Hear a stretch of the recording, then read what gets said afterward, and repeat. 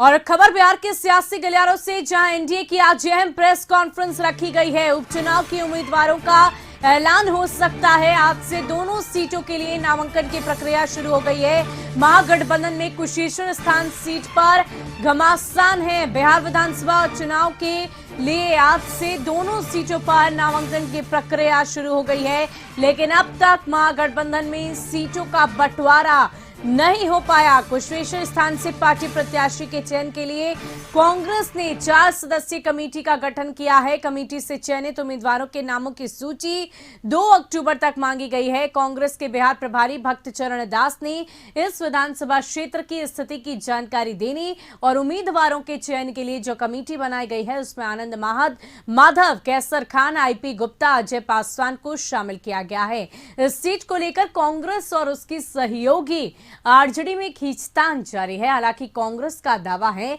कि यह सीट 2020 चुनाव में उसके पास थी, लिहाजा उपचुनाव में भी इस सीट पर पहला अधिकार उसका ही बनता है। दूसरी तरफ आरजेडी इस सीट को लेकर दावा ठोक रही है।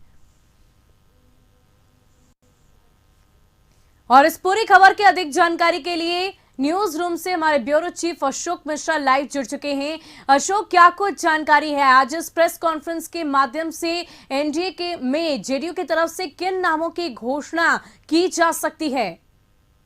बिल्कुल, देखिए सुबह बिहार विधानसभा, यूँ कह लीजिए कि बिहार में 2 विधानसभा चुनाव के लिए उपचुनाव होने हैं और 2 सीटों के लिए, और इसके लिए नामांकन की प्रक्रिया आज से शुरू हो गई। यानी कि निर्वाचन आयोग के द्वारा अधिसूचना जारी होते ही नामांकन की प्रक्रिया शुरू हो गई है और 8 अक्टूबर तक यह नामांकन होगा। तो ऐसी परिस्थिति में आज ये उम्मीद लगाई जा रही है कि एनडीए की तरफ से दोनों सीटों के लिए उम्मीदवारों की घोषणा हो जाएगी। चूँकि कुशेश्वर स्थान जो अनुसूचित जाति जनजाति की सीट है, यानी कि सुरक्षित सीट है, और तारापुर जो सामान्य सीट है, दोनों सीटों के लिए अधिसूचना जारी हो गई है। और ये दोनों सीटें पहले से ही जदयू के खाते में रही है। जदयू के शशिभूषण हजारी कुशेश्वर स्थान से चुनाव जीते थे, और जबकि मेवालाल चौधरी तारापुर से चुनाव जीते थे, लेकिन दोनों की असामयिक निधन हो गई है, जिसके चलते ये उपचुनाव हो रहा है। तो ऐसी परिस्थिति में जदयू ये दोनों सीटों पर लड़ेगी और इसकी आज विधिवत घोषणा भी शाम में 4 बजे एक प्रेस कॉन्फ्रेंस के द्वारा एनडीए के नेता करेंगे। हालांकि जो सूचना आ रही है उसके मुताबिक कह सकते हैं कि कुशेश्वर स्थान से शशिभूषण हजारी के बेटे अमन हजारी चुनाव मैदान में उतरेंगे जदयू के टिकट पर, और अमन हजारी ने चुनावी तैयारी शुरू भी कर दी है। इसका संकेत उसी समय मिल गया था जब मुख्यमंत्री नीतीश कुमार बाढ़ग्रस्त इलाकों का दौरा करने के लिए कुशेश्वर स्थान में पहुँचे थे और उन्होंने शशिभूषण हजारी के आवास पर जाकर उन्हें श्रद्धांजलि दी थी और उनके परिवार के लोगों को सांत्वना भी दी थी, और यह संकेत भी था कि अमन हजारी को हरी झंडी मिल गई है। दूसरी सीट जो है तारापुर, उसमें मेवालाल चौधरी और उनकी पत्नी के निधन के बाद अब उनके बेटे बचे हैं और बेटे उनके बारे में यह बताया जा रहा है कि वो चुनाव लड़ना नहीं चाह रहे हैं। वैसी परिस्थिति में जदयू वहाँ से दिग्गज कांग्रेसी नेता सदानंद सिंह के बेटे शुभानंद को चुनाव लड़ाना चाहती है, और इसके पीछे मकसद जदयू का यही है कि एक तो वो कुशवाहा बहुल क्षेत्र है, कोयडी बहुल क्षेत्र है, तो इसलिए शुभानंद वहाँ पे फिट बैठेंगे।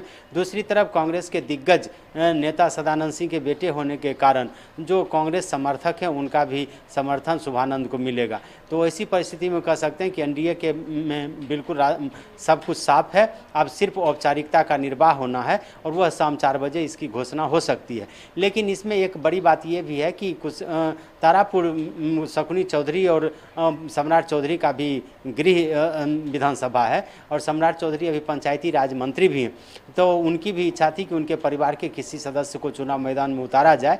लेकिन चूंकि यह जदयू के खाते की सीट है, इसलिए ऐसी संभावना नहीं बन पाई है और जदयू भी यहाँ पे चुनाव लड़ेगी। जी, बहुत बहुत शुक्रिया हमारे साथ जुड़ने के लिए, तमाम जानकारी के लिए। तो पहले भी हमने इस बात की चर्चा की कि एक बार फिर से लवकुश समीकरण का लिटमस टेस्ट हो जाएगा, क्योंकि जिस तरीके से उपेंद्र कुशवाहा जेडीयू में उन्होंने हाल ही में जेडीयू का दामन थामा है और लगातार ये कोशिश की जा रही है कि लवकुश समीकरण को मजबूत किया जाए। ऐसे में देखने वाली बात होगी कि इन दोनों उपचुनाव में जो विधानसभा सीटें हैं इनमें किन नामों की घोषणा कर क्या वाकई एक बार फिर से लवकुश समीकरण को मजबूत जेडीयू कर पाई है या नहीं।